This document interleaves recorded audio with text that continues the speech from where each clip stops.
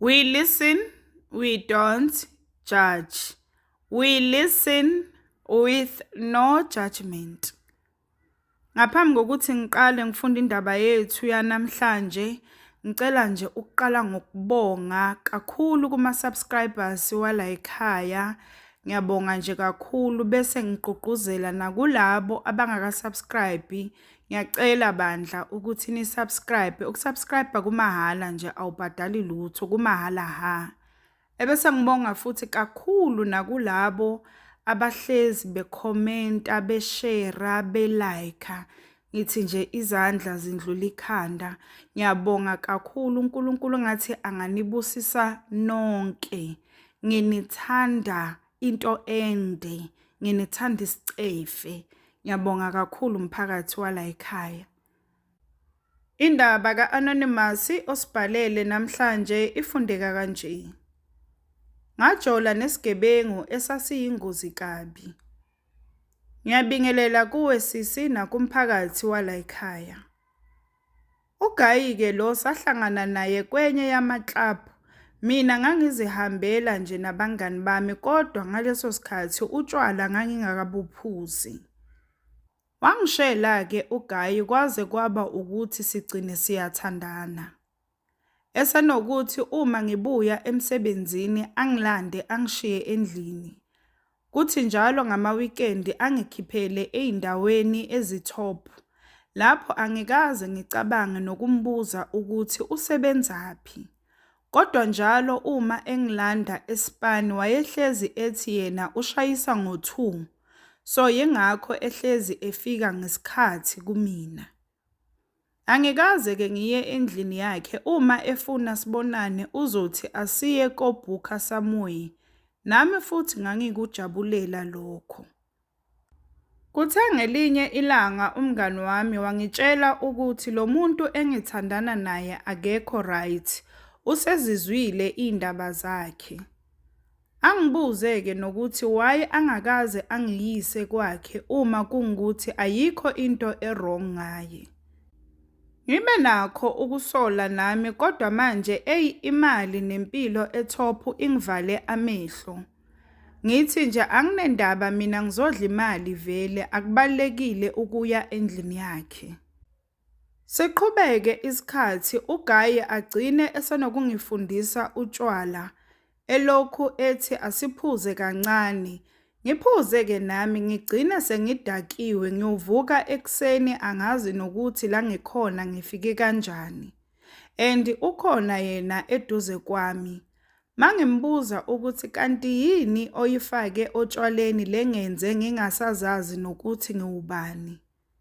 Athi lutho ngivele ngibone ukuthi no, one day la ngiyophaphama kubo kaJesu.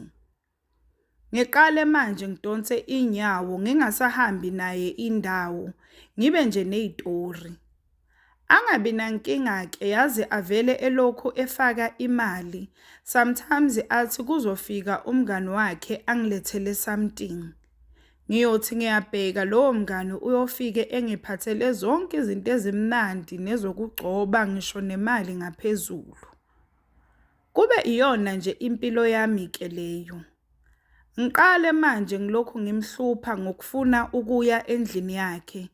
Ngithi angeke phela silokhu sithandana kanje engathi unomfazi. Athi angingajahi into ezongixaka. Ngibuze-ke ukuthi izongixaka kanjani manje ngifuna ukubona nje la uhlala khona. Ngazi noma ilunga lakho nje lomndeni sekuphele unyaka sithandana kodwa angazi lutho nje ngawe. Athi okay akunankinga-ke. Konke ozokufica kwami uzokwamukela. Engibuza. Ngivele ngithi ya ngizokwamukela konke engikuficayo. Avele asho sakungisabisa-ke manje athi uyazini angifuni uzifake entweni oyaziyo ukuthi angeke usakwazi ukuphuma kuyona. Lapho mina umqondo wami awuzitsheli nje ngokuseceleni. Into ithi nje lo kushuthi ufihle umfazi nje kwakhe akukho okunye. Avele athi okay-ke mase uready ukuya kwami usho ngizokuhambisa. Ebese ngixoxela umngani wami-ke ukuthi uvumile uBaby ukungihambisa kwakhe. Ajike manje umngane athi no, angingavumi ukuya kamfana ngoba uluzwile udaba ukuthi oke waya laphaya akabuyi. Ngivele ngibone ukuthi no, yabona lo mngane ngathi usesukwa umona manje. Umngane ajike angixoxele izitori eziningi nje ngoBaby athi uzwa kuthiwa batshontsha imoto, yonke nje into embi ngoBaby. Lapho mina angethuki inhlobo kunalokho nje ngiyamphikela uBaby wami.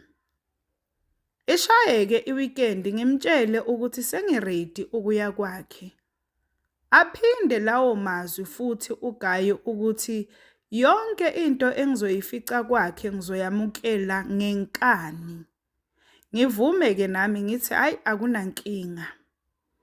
Afike ke ngabo 6 ntambama azongilanda. Uma sifika kwakhe ke angikhombise wonke ama-room nje yonke into ngingasoli lutho. Bese ngiyambuza ukuthi pho yini obothi ngiyamukele. Athi kusase elikabi for izinto eziningi. Hayi ke sidle sixoxe silale ngabo 9. Ilokhu ikhalile ke ifoni yakhe. Lo muntu abakhuluma naye bathi bazohlangana ngo-11. Kuthe sekushaye lowo 11 nangempela uGaye athathe isikhwama lesi esifaka ilaptop kanje. Aphume naso ke athi uhambisela umngani wakhe. Ahambe ke aze abuye ngabo 2. Uma ngimbuza ukuthi ubuyaphi kanti athi umngani wakhe uvelelwe ingozi ubeseyobheka yena. Okay ke ngilale kodwa sengiyasola sengicabanga amazwi kamngani.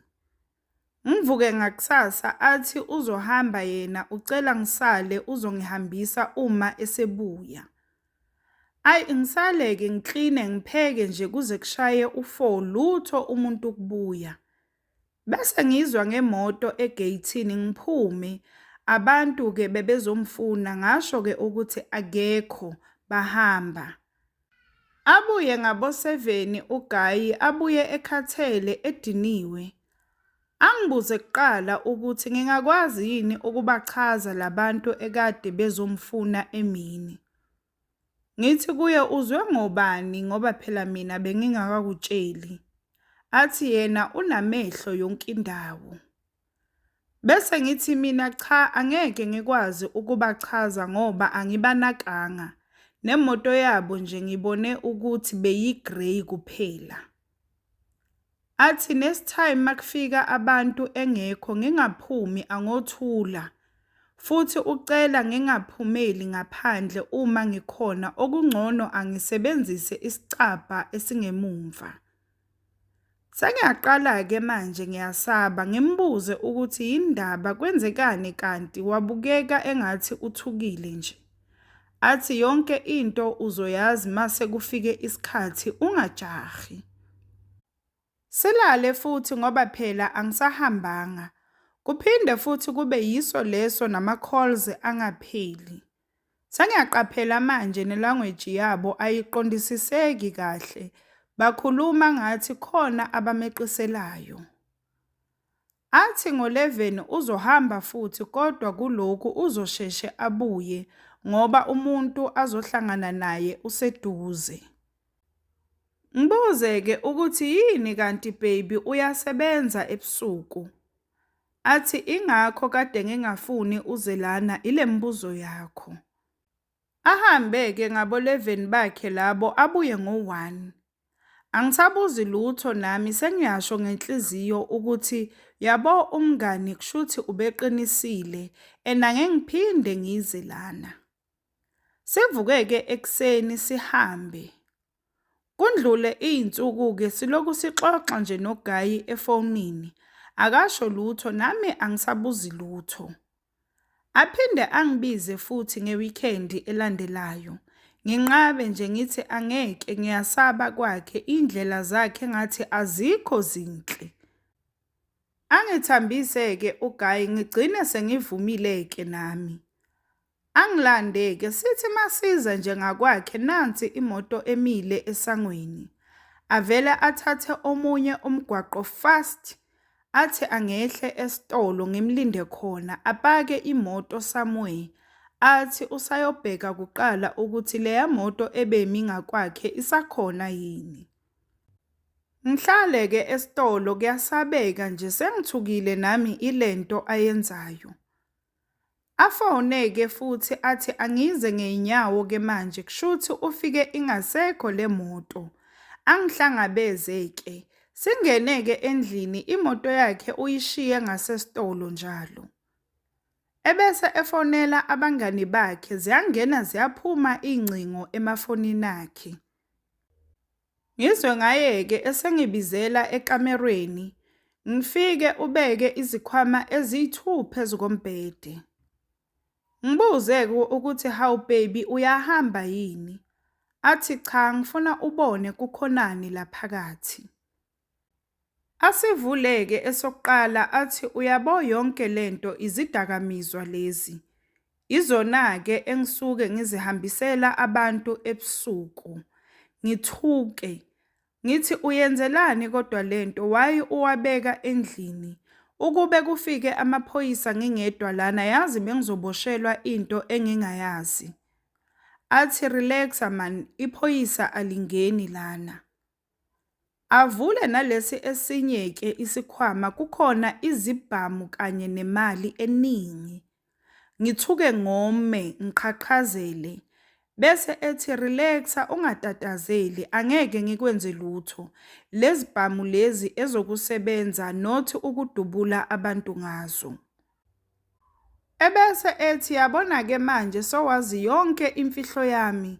Kusuka manje wena nami asisoze sahlukana ngoba angeke ngikuyeke uphume empilweni yami nale information osunayo ngami. Kusuka manje-ke kumele wazi ukuthi uma ngike ngezwa noma ngabona ukuthi kukhona oke wamxoxela ngalento, uze wazi ukuthi kobe sekungiphoqa-ke ukuthi ngithathe isinqumo. Athi ucela sisebenzisane-ke yena akanaso isineke okwami nje ukuvala umlomo yena ushaya ispan. Kwakungasekho-ke ukubuyela emumva ngahlala kuye noma ngangingasamfuni. Inkinga-ke wagcina esephenduke wayinto engangingayazi. Esonokungihlukumeza nje akhulume nami kabi. Abuya athi ufuna ucansi olurafu. Angilale ngesihluku nje mangithi ngiyanqaba ukumvakashela azingenele emqhashweni wami azongilanda ngenkani. Manje-ke akukho nokuthi ngiyomreporta ngoba ngiyasaba. Siqhubeke-ke isikhathi ngiphila leyo mpilo yokuhlukunyezwa. Sometimes angilande endlini afike angishiye kwakhe athi angipheke uyabuya. Ehambe engabuyi engikhiyele endlini aze afike ekuseni. Ngiyakhumbula nje ngelinye ilanga waze wabuya ngomsombuluko ekuseni lapho mina kumele ngiyongena etohweni lami futhi i-uniform yami isendlini. Ngathi ngiyamtshela ngesikhathi afika ngaso wathi angikhululeke vele namhlanje angiyi emsebenzini wenze ngenhloso. Kudala engitshela ukuthi angiyekele lo msebenzi. Wangivalela endlini uGayi usuku lonke waze wasiphumela ngabo-4 ethi usaya kumngani wakhe. Ngisale-ke ngicabanga ukuxoxela umngani wami ngale mpilo engiyiphilayo. Kodwa manje ngiyasaba ngoba uzovele ayixoxe mhlambe kwabanye bese ize ifike emadlebeni a-wrong. Kuthe makushaya u-8 wafika-ke uGayi ngamuzwa ethi, baby namhlanje ngizwa egazini kuzoshuba. Wavula ikhabethe wakhipha imithi yakhe wathunyisa indlu yonke kungasanuki kabi go. Ehamba ekhuluma nale mithi yakhe kukhona namabhodlela awakhiphe awu2 athi angilifake emabeleni elakhe alifake ekhukhwini. Athi asilokhu siwabheka ukuthi awashintshi yini umbala. Uma nje like lababomvu kushuthi kumele sihambe la. Lapho ngiyasaba ngilokhu ngimcela ukuthi angihambise-ke okungcono ngingaze ngilimale ngenxa yakhe. Ebese kuringa-ke ifoni yakhe ngimuzwe elokhu ethi, "Ya nakumina uyancinza. Cha alikashintshi." Bakhulume-ke nalomuntu into engenza 10 minutes. Uthe meqeda athi angilungise izinto zami uzongihambisa. Ngithe ngizwa useyaphuma uyovulela imoto engenayo, kanti umngani wakhe ufika nentombi yakhe bazolanda mina. Kuthiwa ngiyohlala nentombi yakhe kwayo amadoda ethu azosala lana wona. Nalo sisi-ke engizohamba naye kwayena uyambona nje ukuthi uyisigebengu ngoba ugaxe esakhe naye isibhamu. Kuthiwe-ke angishiye ibhodlela sihambe nalo sisi. Uma sifika kalo sisi ngifike ngihlaliswe egaraji angene ngaphakathi. Aphume nesinye isibhamu anginike athi konke kufundwa ngendlela yakhe sisi. Ngimbuze lo sisi ukuthi kanti siyahamba yini futhi siyaphi. Athi cha asiyindawo sigade okuza kuthina. Athi wesisi isemhlabeni la into uma iseyikuqondile ubhekana nayo ngqo. Awuhlehli athi nami ngafika nginjengawe. Kodwa uyabona manje ngikuphi andike sisi lana ngenile. Uma ufuna ukuphuma kushuthi ukhetha ukufa. Sihlale-ke kuze kufone indoda yalo sisi ithi luyehla ulaka sesingalala. Athi usisi no, yena angeke akwazi ukuthi alale nami abangizamele indawo engizolala kuyona. Ebese ngizwa sekufona lo owami uGayi efona kumina. Athi kunemoto ezofika ezongilanda engihambise endlini. Lapho isebusuku njalo kusasa kumele ngivuke ngiye emsebenzini. Ngihambiswe-ke endlini ngifike ngilale akusalaleki inhlobo sengiba namaphupho amabi. Zihambe-ke insuku lapho sengehla ngisho emzimbeni manje ngenxa yalempilo. Inkinga ayixoxeki nabantu ingidla ngedwa. Ngisho nasesipanini ngaze ngabizwa imeneja yami yangibuza ukuthi ngidliwa yini. Ngaqamba amanga-ke ngathi inkinga nje ezasekhaya. Iphinde ishaye-ke enye iweekend azongilanda futhi uGayi. Wangilanda ngabo 7 ntambama. Sithe nje uma singena kwakhe sisasegaraji. Yasho inhlamvu angazi nokuthi yayiqhamuka ngakuphi. Wabe esesikhiphile naye esakhe. Akuphelanga mzuzu emingakhe abe eselele phansi amadoda awu4. Kwasho ukuthi baningi-ke labantu angeke esakwazi ukudubula. Wavele waguqa phansi lapho mina ngiyakhala manje. Lo oyedwa ungikhombe ngesibhamu abanye bakhombe yena uGayi. Kuthiwe akavule endlini bafuna zonke izibhamu nemali. Avule-ke athi abazibheke lezinto abazifunayo ngoba yena akazazi. Bazungeze yonke indlu. Behambe-ke bevula lapho thina sihlaliswe kusofa sigadwe ngoyedwa usikhombe ngesibhamu. Bapequluleke yonke indawo. Bathe nje besabhizi kanjalo yasho inhlamvu iqhamuka ngaphandle manje idubula ngaphakathi. Kwathi cwaka endlini lasho izwi yekani usibanibani imina okumele nibhekane naye. Ngambona uGayi waba nalelo themba ngoba esezwa ukuthi iqembu lakhe leli elifikayo. Hayi emva kwalapho-ke angazi kwenzakalani ngoba kwasuka esikhulu isidumo kudutshulwana. Ngahamba ngesisuke mina ngaze ngayongena ekamereni ngafike ngazifihla phansi kombhede. Yasho inhlamvu zidubulane mhlambe waphela u20 minutes ilokhu ishilo inhlamvu. Ngezwe sekufika izimoto zamaphoyisa nalapho ngaze ngatholwa iphoyisa ngaphansi kombhede. Ngayiswa esibhedlela. uGayi-ke washona kanjalo kwaba ukuphuma kwami-ke kulempilo. Ngawakhumbula wona impela amagama akamngani ukube ngamamela. Kwesinye isikhathi kuyasiza ukumamela uma abantu bekubonisa. We listen, we don't judge. We listen with no judgment. Sacela usitshele ukuthi ucabangani ngendaba ka-Anonymous osibhalele namhlanje lapha ku-comment section. Sacela ungakhohlwa ukulike, ushare, usubscribe. Ungakhohlwa ukuthi ukusubscribe it's for free, awubhadali lutho. It's for free.